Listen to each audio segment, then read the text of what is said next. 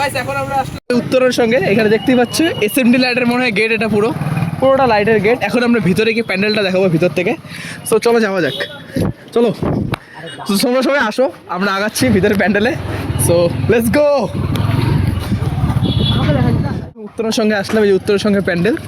So চলো এখন ভিতরে ঢুকে দেখা যাক। ক্যামেরাম্যান চলো চলো ভিতরে। সো চলো যাওয়া যাক ভিতরে।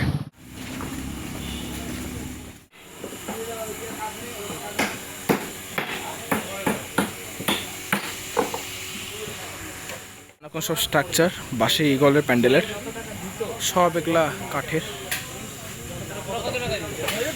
সো চলো এখন বাইরে থেকে দেখানো যাক।